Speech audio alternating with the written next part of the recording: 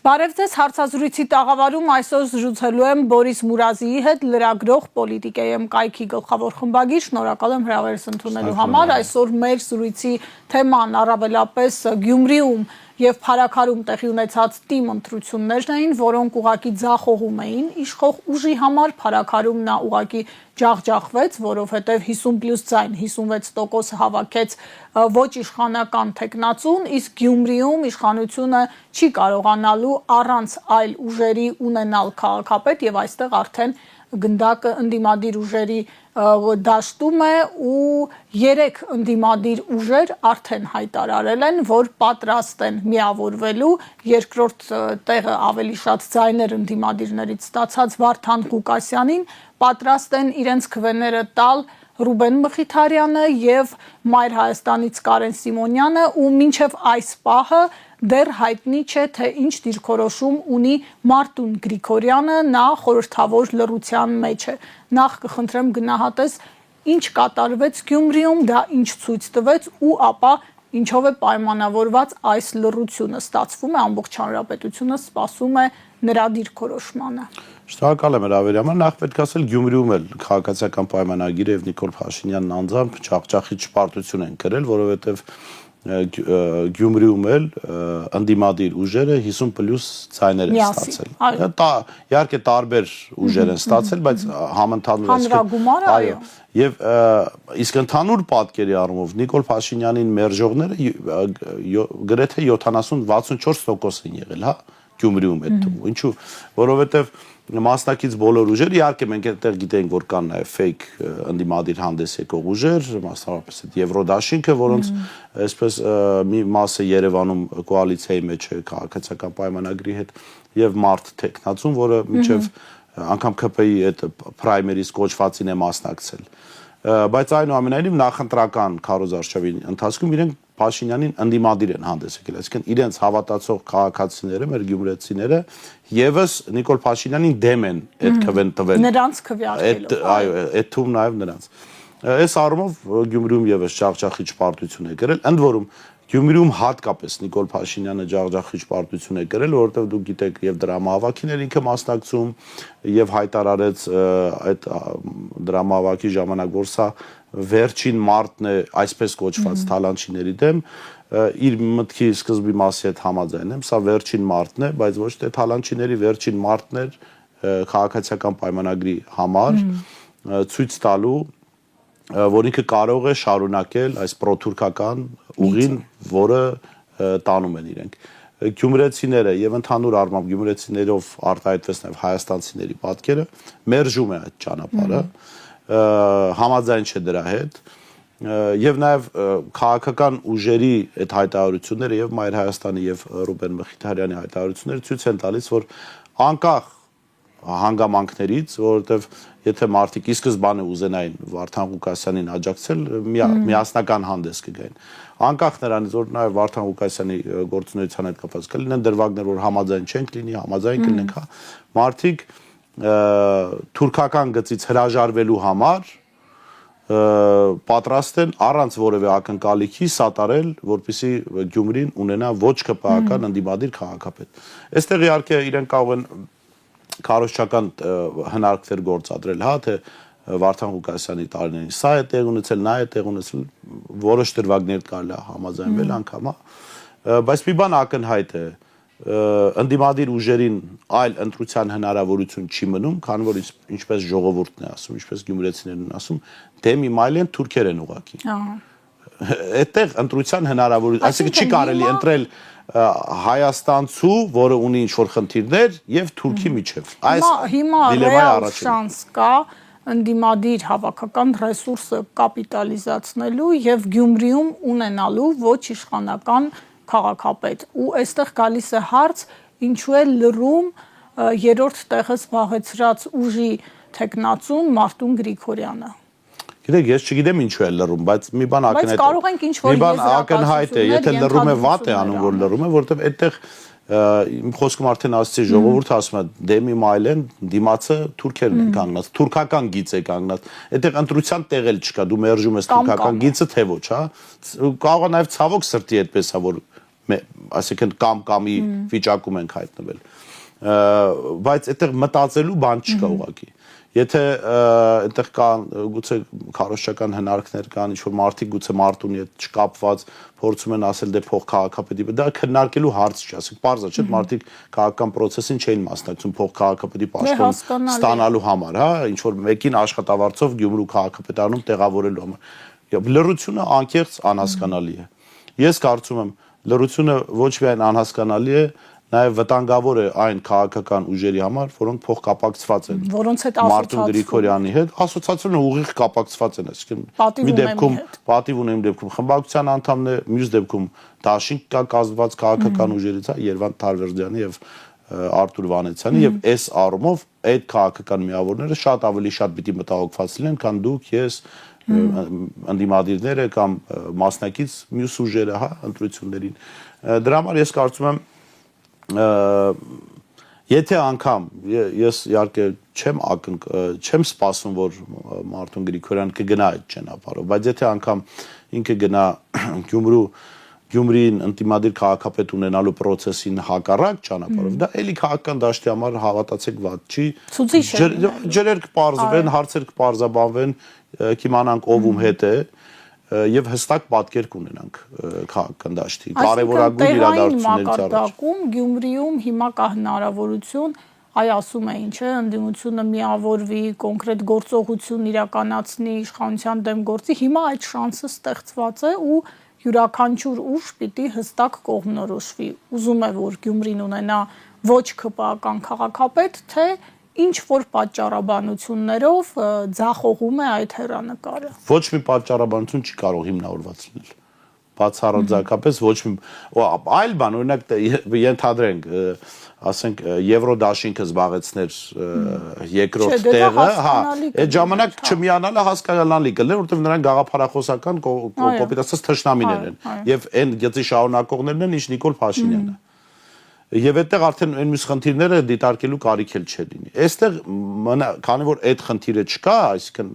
վստահ ենք, որ այս քաղաքական միավորը կամ գործիչը Նիկոլ Փաշինյանի գծի շարունակողը չէ, այսօր էլ ասուլիսով հանդես եկավ Վարդան Ղուկասյանը, ասաց, որ ընդդիմադիր է լինելու Նիկոլ Փաշինյանի կառավարության։ Եթե ապագայում ուրիշ քայլեր կանի, ուրիշ վերաբերմունքի կարժենան, հա, բայց հիմա ուրիշ ուղղակի հիմնավոր պատճառ չի կարող լինել այս process-ը վիճեցնելու, ուղղակի հիմնավոր պատճառ։ Ասեցի, պատճառներից մեկը կարող է լինել այն, որ Եվրոդաշինքը լիներ երկրորդ, ուրիշ պատճառ չի կարող լինել։ Դա հիմա իրատեսական չի, եթե այդ համախմբումը Վարդան Ղուկասյանի շուրջ տեղի չունենա, փաստորեն երկու սցենար են նշում մասնագետները, եթե քաղաքապետ չի ընտրվում, լինում է երկրորդ փուլ, եթե էլի չի ընտրվում, լինում են նոր արտահերթ ընտրություններ։ Այս դեպքում ուժերի ինչ դասավորվածություն կարող է լինել։ Ես ուզում եմ մի ճշգրտում անենք, խոսքը չի գնում Վարդան Ղուկասյանի շուրջ համախմբվածության մասին։ Դե նա ստացել է խոսքը գնում է նրա մասին, որ մենք արձանագրել, այո, մենք արձանագրել ենք, որ գյումրեցիները 64%-ով մերժել են Նիկոլ Փաշինյանն եւ քաղաքացիական պայմանագրին։ Խոսքը նրա մասին է, որ գյումրեցիներից քվեն ստացած քաղաքական ուժերը իրավունք չունեն գյումրեցիների կամքին հակառակ գործել։ Գյումրեցիները ասել են, մենք չենք ուզում քաղաքացիական պայմանագիրը լինի։ Հիմա այդ ավականու անդամները իրենց քվեով ուղղակի ընդ որում օրինակ Մայր Հայաստանի պարագայում հայտարարությունը նախապես է եղել, որ ի սկզբանե, ասենք, եւ Տեխնացուն եւ Անդրանիկ Թևանյանը հայտարարել են, որ մենք որևէ հավակնություն չունենք, որտեղ պաշտոնի հավակնությունը նշանակում է, որ նաեւ դու քաղաքական պատասխանատվություն ես կիսելու հետագա գործողությունների կառավարման խնդիրների հետ կապված։ Առանց պաշտոնի հավակնության մենք պատրաստ ենք քվեարկել ամենաշատ այն ժամանակ հայտնել չէ, ով է ամենաշատը ստանալու։ Ամենաշատ ձայները ստացած Տեխնացուին։ Եվ հիմա այսօր հայտարարեց դրա մասին Ռուբեն Մխիթարյանը, ինչը անկեղծ գովելի է, ողջունելի է։ Ու ուրիշ տրամաբանություն ուղղակի չի կարող լինել այստեղ։ Ոչ թե պարզ է, չէ, Մայր Հայաստանը կամ Ռուբեն Մխիթարյանը չեն համախմբվում Վարդան Ղուկասյանի շուրջ, իրենք կատարում են գյումրեցու կամքը, որպեսզի Գյումրին չունենա ԿՊԱ-ական քաղաքապետ, այդքան բան։ Սպասենք, տեսնենք զարգացումները ինչպիսին կլինեն եւ ի վերջո ինչ կասի Մարտուն Գրիգորյանը, բավականին ուշագրավ վիճակ է։ Իր շահից ելնելով ինքը ուրիշ բան չի կարող։ Եթե իր լավագույն շահից ելնելով ինքը պիտի էլի առանց նախապայմանների, ընդ որում գիտեք, կարելի է առանց նախապայմանների քվեարկել հետագայում եթե տեսնեն լավ չի կառավարվում կամ այն սկզբունքները, որոնք հրապարակվել են, դրանց չեն պահպանվում, կարելի է հրապարակային հայտարարել, որ մենք այլևս ասենք չենք աջակցում կամ քվեարկություններին դեմ ենք քվեարկելու կամ նոր ընտրություն ենք ուզում, հա։ Հիմա իր եւ իրենց սատարող քաղաքական ուժերի լավագույն շահը թելադրում է, որ իրենք անեն այն ինչ որ արել են մյուս ուժերը։ Հիմա փորձենք մի փոքր ավելի քաղաքական տեսանկյունից վերլուծել Գյումրիում եւ Փարաքարում տեղի ունեցած ընտրությունները, իսկ առավելապես Գյումրիում, ինչ ցույց տվեցին դրանք, նախ որ հնարավոր է ընտրությունների միջոցով թեկուզ տեղային մակարդակում ունենալ իշխանափոխություն, այսինքն այնպես անել, որ ԿՊ-ն չլինի իշխանություն, դա Փարաքարում եղավ 50+1-ով, Գյումրիում շանս կա այս կոալիցիայի հնարավորությամբ։ Արդյոք սա ցույցի չէ, որ ի վերջո այո հնարավոր է ընտրական ճանապարհով լուծել իշխանափոխության հարցը։ Տեսեք,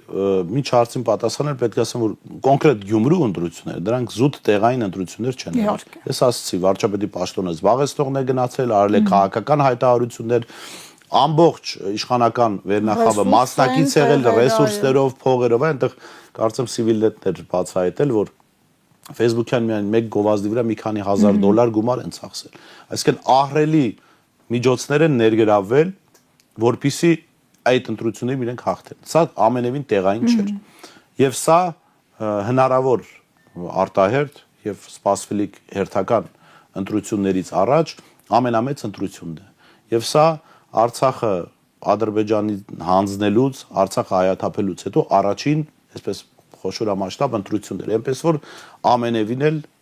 խոսքը տեղային ընտրության։ Այսինքն սա ազդակ է նաև քաղաքական դաշտի համար։ Իհարկե, քաղաքական դաշտի համար, որ ժողովուրդը Նիկոլ Փաշինյանին մերժում է։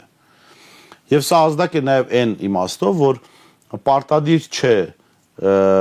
նախընտրական փուլում բոլոր ուժերը միանան իրար, ամեն մեկը իր գույնով, իր ասելիքով կարող է մասնակցել ընտրությունների, ստանալ որոշակի տոկոսներ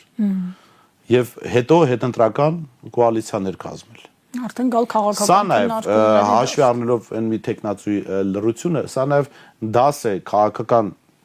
process-ներին մասնակիցների համար, ժողովրդի համար, որ ցանկացած մասնակից նախապես պիտի ասի, որ ինքը պարտավորություն պիտի վերցնի իր վրա, կոպիտ ասացա, որ ինքը SSS քայլերով քաղաքացիական պայմանագրին չի աջակցելու, այս քայլը անելու կամ չանելու իմաստով նախապես պիտի ասվի, որպեսզի հետո անակնկալներ հանկարծ չլինեն։ Ցույց տվեց, որ հնարավոր է մասնակցել տարբեր գույներով, տարբեր քաղաքական ուժերով, չնայած ձեզ անկեղծ ասեմ, եթե դիտարկում են կոնկրետ Գյումրու ընտրությունները, երկու ուժ են եղել, ովքեր բացահայտ իրենց քաղաքական դեմքով են մասնակցել։ Դա մեկը եղել է Նիկոլ Փաշինյանի գլխավորությամբ քաղաքացիական պայմանագիրը եւ մյուսը ընդդիմադիր դաշտից Մայր Հայաստանը։ Մնացածը ավելի շատ անհատական, անհատի շուրջ է եղել համախմբումը, որովհետեւ ասենք մենք հիմա չգիտենք, չէ, Ռուբեն Մխիթարյանի ներկայացրած իմ հզոր համայնքը ինչ գաղափարախոսություն ունի այդ կուսակցությունը, կամ վստահ ենք, չէ, որ Վարդան Ղուկասյանը կոմունիստ չի, քրիստոնյա մարդ է ներկայանում, կամ մենք հիմա չենք հասկանում այդ իմ քաղաքը դաշինքի ուժերը ինչ հարաբերություններ ունեն, եւ ավելի շուտ անհատների շուրջեր է իրենց պարագայում։ Այս պարագայում քաղաքացիական պայմանագիր եւ գլխավորապես ընդդիմադիր դաշտում հանդես եկող Մայր Հայաստանի պարագայում քաղաքական ընտրություններ։ Այսինքն մարդիկ կոնկրետ քաղաքական միավորին էին ընտրում, ոչ թե իրաց թաղի տղային կամ մարդու բարեկամի ծանոթի։ Եվ սա պետք է նկատել նաեւ ցույց է տալիս, դուք հիշում եք երկրորդ նախագահ Ռոբերտ Քոչարյանը իր վերջին ասուլիսում խոսեց ընտրությունների մասնակցության մասին եւ այդ որ պարտադիր չի բոլոր ուժերը միավորվեն իրար, որ սիներգիա պիտի լինի միավորումների։ Այս օրինակը ցույց տվեց, որ այո հնարավոր է տարբեր ուժերով մասնակցել, ամեն մեկի վերջո իր գույնը ունի եւ ժողովուրդն էլ ինչ որ տարբեր գույներ է ուզում ընտրել։ Եվ հետընտրական կոալիցիաներով կարելի է խնդիրը լուծել։ Եվ ԿՊ-ի ռեսուրսի խնդիրը Գյումրիում մենք տեսանք, որ դա ուղղակի ձախողում է։ ԿՊ-ն ռեսուրս չունի, դա պետական ռեսուրս է։ Որովհետև վարչական ամբողջ ռեսուրսը կուտակված էր այնտեղ, ոստիկանական ուժերը, ԿՊ-ականները բոլորը այնտեղ էին, մինչև գիշեր Գյումրու փողոցներում այսպես շրջում էին, ընդհանուր մինչև հարբած շոուներ էին սարքում, բայց ԿՊ-ն այդ ամենով հանդերձ չկարողացավ հասնել նրան, որ կարողանա միանձնյա ընտրել քաղաքապետ եւ գումարած սրան իրենց տեխնացուի խոսքին եթե հետևենք, նա ինչ որ առումով փորձում էր իրեն այնուամենայնիվ ԿՊ-ից տարանջատել, այսինքն չէր ուզում ուղիղ ասոցացվել Նիկոլ Փաշինյանի հետ, որովհետեւ գիտեր այդ անունը չի պայմանագրից եւ Նիկոլ Փաշինյանը ինչու վերջում հետո չգնաց հանրավարակ, չէ, քննարկում էին, մամուլը դրել դրան, որովհետեւ հասկանում են Նիկոլ Փաշինյանը այդ պարտության սիմվոլ է, հենց Նիկոլ Փաշինյանը միտեղ հայտնում, որ գնաց բանը, չէ, Վրաստան-Հայաստան խաղին էլ հետևելու 6-0 պարտվեցին, այսինքն Նիկոլ Փաշինյանն հետապնդում է պարտությունը եւ ինքը ամենտեղ պարտություն է բերելու, նաեւ իր իշխող Էսպայն կառավարող թիմին։ Այսինքն իրենք էլ էին իրավիճակը գնահատել, որ կայացվեց այդ։ Ի վերջո մարդիկ, տեսեք, վարչական ռեսուրսի կիրառմամբ, ապօրինի կիրառմամբ ընդ որում, ցանկացած դեպքում կարելի է ստանալ 25-ից 30%։ Հիմա եթե իրանց Սարիկի փոխարեն Ախուրյանցի Անոյին առաջադրեն, ես վստահեցնում եմ 25-ից 30% հնարավոր էր ստանալ։ Գումարած ահազանգեր կային ինչ որ մարդկանց հետո գիտեք ինչ, ես արդեն գիտեք երբ հասկացա, որ ԿՊ-ն մոտ 30 ու 30 քանի տոկոս։ Երբ որ Տիգրան Ավինյանը առանձին հանդիպեց իրանց Սարիկի հետ, դե Տիգրան Ավինյանը եւս մի պարտության խորհրդանիշ, այսինքն Երևանում ինքը ստացել է 33%։ Ակնհայտ էր, որ այդ սա վաղուց հայտնի էր, բայց այս ընտրություններով հստակ փաստվեց։ Եվ ի տարբերություն Երևանի ընտրությունների հետաքրքիր էր, որ հիմնականում փաստորեն անցողիկ տոկոսներ հավաքեցին այն ուժերը, որոնք ռադիկալ Նիկոլ Փաշինյանի դեմ են հանդես գալի եւ խաղերի մեջ չեն։ Եվ նաեւ աշխարհաքաղաքական իմաստով կարծեք թե այս պայդրությամբ կարելի ասել գոնե ինչ որ նույն քաղաքական կոորդինատ, մոտավոր նույն քաղաքական կոորդինատներ ունեն, կարող մի քիչ էս կողմ, մի քիչ այն կողմ, հա։ Եվ այս ամեն ինչը ինչ է ցույց տալիս ավելի լայն քաղաքական իմաստով, այսինքն դաշտը կարծես թե պարզորոշվում է եւ իշխանական ռեսուրսը արդեն հասկանալի է, հա, այդ սոցհարցումները, այստեղ գետնի վրա ընտրություններ պաշտոնապես արձանագրված թվեր, ձեր նշած ռեսուրսը ամբողջը միասին, սա ԿՊ-ի համար ինչ է ցույց տալիս ու հետագա հնարավոր զարգացումների համար ինչ ուղենիշ կարող է լինել։ Սա ինչ է ցույց տալիս, տեսեք, օրինակ Բագրատ Սրբազանը մի կերպարի էր անդրադարձել Արամ Հովանեսյան, ոստիկանապետ, որին Բագրատ Սրբազանը կարծեմ Խաշլամա Արամ էր ասում, որը քաղաքացիներին անխնա ծեծի էր ենթարկում իր հերոսակախմբերով ոստիկանական։ Հիմա Արամը Հովանեսյան հաջորդ անգամ երբ որ հրահանգ ստանա քաղաքացիներին ծեծելու, Գյումրու ընտրությունները իր աչքի առաջ ունենալու է եւ մտածելու է իր մեջ, որ կարող 26 թվական, եթե դրանք 26-ին տեղ ունենան, նույնը կրկնվի համապետական մակարդակում։ Նիկոլ Փաշինյանը հասցնելու է հեռանալ երկրից, հաստատ այդ ինքնաթիռում Արամ Հովանեսյանի համար տեղ չի ունենալու։ Այսինքն համակարգը ինքնադատաստան չի լինելու բան չի, բայց Արամ Հովանեսյանը օրենքի առաջ է կանգնելու իր արածների համար։ Եվ նաև հայ ժողովրդի բարոյական դատաստանի առաջ է կանգնելու։ Ու այստեղ մյուսներն են մտածելու։ Բոլորը իրենց երթին նույն ԿՊԱ-ականները, որոնք հնարավոր բոլոր կարմիր գծերն անցնում էին, հա, ամեն մեկ իր մեջ մտածելու է, որ վաղ ինքը կարող է հայտնվել իրենց Սարիկի վիճակում եւ արտանա տեսնի, որ պարտվել է։ Կամ Գյուլնազարյան էր թե ինչ էր, Փարաքարում իրենց մյուս տեխնացի օգտին։ Եվ սա հոգեբանորեն իհարկե իրենց պատրաստելու իրեն քաղաքական իմաստով ամեն մեկը մինչև 26 թվականը իր փայ խունկը պիտի հավաքի քաղաքական իմաստով, որովհետև քաղաքացիական պայմանագիր կոչված այդ խմբավորումը Գյումրիում արձանագրեց եւ Փարաքարում արձանագրեց, որ իրենք քաղաքականապես մահացել են։ Իրենք չկան որպես քաղաքական միավոր, իրենք մնացել են վարչական ռեսուրսի հույսին միայն։ Եվ ծիծաղելի նոստալգիկ պատմություններ տեղի ունեցան երեք։ Գազելներով մարդ բերել, ցուցակներ, հիշում եք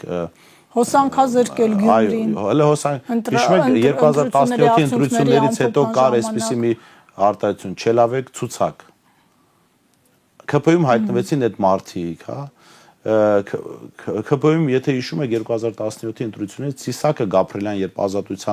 Ազատություն ռադիոկայանի լրագրող էր, այդտես գազելներ բերող մարդկանց գնացել նկարել էր, դա մեծ սենսացիոն նյութ դարավ։ Հիմա փաստորեն Սիսակը որ գազել բերողների էր բացահայտում։ Հիմա ինքը գազելով մարդ բերող է դարձել, հասկանում եք, իրանք հայտնվել են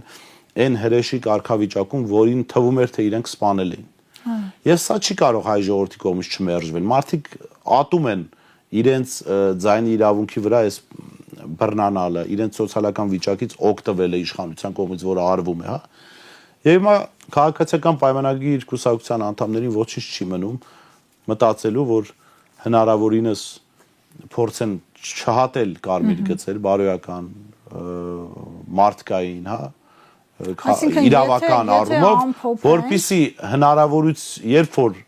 իսկ դա լինելու է, ոչ թե երբ որ այն իմաստով ես քանոր թիվը չգիտեմ, երբ կլինի ընտրություն։ Դե թիվը ԿՊԱ-կան падգամավորը ասաց 26 ընտրություն եղավ, օրինակ 21 թվականին ես գիտեմ ԿՊԱ-կան падգամավորների, ովքեր օրինակ գնացել մասնակցել էին քվեարկության եւ շտապել էին հայ-վրացական սահման եւ ընտրությունների արդյունքների սպասել էին այնտեղ։ Հատել սա։ Հա, որ 8-ից հետո սպասել էին 20:00-ից հետո սպասել էին ընտրությունների արդյունք, որ հենց ԿՊ-ն պարտվեց իրանք հասցնեն սահմանը անցնել։ Անկեղծ եմ ասում, ես ուղղակի չեմ ուզում եթերում այդ անունները տալ, կարծում կարիք էլ չկա, գուցե այդ մարդիկ այս անգամ փախնելու փոխարեն որոշեն գցել Նիկոլ Փաշինյանին։ Այսինքն համակարգը տեսավ, որ Նիկոլ Փաշինյանը չի տիրապետում իրավիճակին։ Համակարգը տեսավ, որ Նիկոլ Փաշինյանը մերժված է։ Ինքը ուզում է տիրապետել իրավիճակին, բայց իրավիճակը չի ուզում տիրապետվել իր կողմից։ Եվ հետաքրքիր, ասես բացահայտում, ասենք, թե ուղղակի անկեղծության պորտկում, ասենք, ԿՊԱ-կան падգամավոր Վիլեն Գաբրիելյանը, որը հարբած վիճակում Գյումրու փողոցներում սկանդալների կիզակետում էր հայտնվել, լրագրողների հետ այդ զրույցի կամ երկխոսության ընթացքում ասաց, որ 26 թվականին իշխանափոխություն է լինելու։ Դե այ ժողովրդը մի այսպեսի ասացվածք ունի, ասում են ճշմարտությունը իմացի կամ ընտանիքի փոքրից կամ գժից։ Դե քանի որ հարբած մարդը շատ նման է, անկեղծ է, չէ, ասում են։ Խնդիրներ ունեցողն է, իրանք անկեղծ են լինում։ Ես կարծում եմ, այո, պետք է ԿՊԱ-կանները հավատան Վիլեն Գաբրիելյանին, եթե մեզ չեն հավատում, հասկանան, որ պարտությունը անխուսափելի, այսինքն հնարավոր չի տարբերակ, որտեղ Նիկոլ Փաշինյանը կարող է ընտրությամբ հաղթել։ Ուղղակի հնարավոր, այդպես տարբերակ չի կարող լինել։ Կարող է լինել մի տարբերակ, ասենք, չգիտեմ, որ Նիկոլի հետ ընտրության գնալը հնարավոր չէ հաղթանակ։ Գիտեք, Նիկոլ Փաշինյանը կարող է հերթական կամ արտահերթ ընտրությունների ժամանակ փորձել կեղծել ընտրություններ, ասենք, հանրապետության լույսերն անջատեն, քվեատուփերը վերցնեն փախնեն, ոնց որ 90-ականներին Լևոն Տեր-Պետրոսյանի ժամանակ եղել է։ Դե երեք էլ Գյումրին հոսանք։ Դե այդ մակարդակի չէր, շատ բայց չգիտենք այդ ընթացքում ինչ եղել, այո։ Ասենք քվեատուփերը վերցնեն վազեն կամ հանձնաժողովի անդամները, որոնք ԿՊԱ-կան են, ասենք ընդդիմադիրների քվեաթերթիկները ուտեն։ Կարող է այդպես բաներ լինել։ Դա է կարևոր հարց, հանձնաժողովի անդամների դերակատարությունը Փարաքարն ու Գյումրին ցույց տվեցին, որ հանձնաժողովի, այսպես ընդդիմադիր անդամները ըստ էության լավ են աշխատել, կարողացել են տեր կանգնել ընդդիմադիր քվեներին եւ այդպես լուրջ ինչ որ խնդիրներ հաշվարկի ընթացքում կարծես թե չեն արձանագրվել։ Այստեղ ուրիշ հարց է գալիս, երբ որ խոսք է գնում իմպիչմենտի մասին։ Այսինքն մանդատները վայր դնելու ընդդիմության հասկանալի է, չէ, որ այդ հանձնաժողովներում այդ տեղերը էլ չեն լինելու ընդդիմությանը։ Այսինքն սա էլ է մի ցուցիչ, նաև գործնականում գետնի վրա ապացուցված, թե ինչ դեր ունի հանձնաժողովում նորմալ աշխատող ընդդիմադիր հանձնաժողովի անդամը։ Գիտեք, ես ինչ որ պահի ինքս էլ մտածել եմ, որ իմ կողմից քվե ստացած падգամավորները չպիտի խորհրդարանում նստեն նույն մարդկանց հետ, այդ ԿՊ-ի ներկայացուցիչներն, որովհետև այդ մարդիկ ոչ մի կարմիր, ասինքն պարզ է, չէ՞ որ Սերյան Օհանյանին մեջքից խփողները կարմիր գիծ չունեն։ Այո, բայց այստեղ խոսում ենք լծակների մասին։ Հիմա ասում, հիմա գալիս ենք նրան, որ այստեղ, եթե մենք կտրական process-ով ենք գնում, այդ լծակները միանշանակ պետք են 1, եւ երկրորդը Վրաստանի դեպքերը ցույց տվեցին, որ մանդատներ դնելը կամ մանդատներ չստանալը ամենևին չի նշանակում, որ խորհրդարանը ցրվելու է, որովհետև այնտեղ ընդդիմադիրները մանդատներ չեն վերցրել, ավելին զրկվել են կարծես։ Մեր սահմանադրության զրկվել են սահմանադրության։ Չէ, հետո մենք Նիկոլ Փաշինյանի եթե պետք լինի խորհրդարանը պահել կամ արևմուտքին պետք լինի խորհրդարանը պահել, այնտեղ մնա միայն Հովիկ, հիմա արդեն Հովիկը չէ, Վահագն Ալեքսանյանը եւ Անդրանիկ Քոչարյանը, կասեն այդ խորհրդարանը լեգիտիմ է։ Մենք տեսել ենք, լավ, ուրիշ օրինակ Զելենսկին արդեն քանի ամիս է նախագահ չի, ժամկետը լրացել է, հրաժարվում է ընտրություններ կազմակերպել, բայց արևմուտքը իրան ճանաչում է, չէ՞։ Այստեղ լծակները գործնականում կիրառելու իհարկե լծակները պետք են, ես այդտեղ համաձայն եմ ձեզ հետ, որովհետև այն լծակներ, լավ, գոնե օրինակ 26 թվական, եթե ԿՊԱ-ական հանձնաժողովի անդամները փորձեն ուտել, ասենք ընդդիմադիրների քվեաթերթիկները, մյուս ընդդիմադիր հանձնաժողովականները կարող է գոնե դա թույլ չտալ կամ նկարել, որ ասենք մի 100 քվեաթերթիկ ուտում են այդ մարդիկ։ Սա որպես հումոր, ընդհանուր առմամբ իհարկե լծակները պետք են։ Այդ լծակները նաև այս ընտրություններին պետք են, որովհետև եթե այդ հանձնաժողովականները չլինեին, այն ընտրատեղամասերում, որտեղ չկային լրագրողներ, տարբեր թվեր կարելի էր նկարել։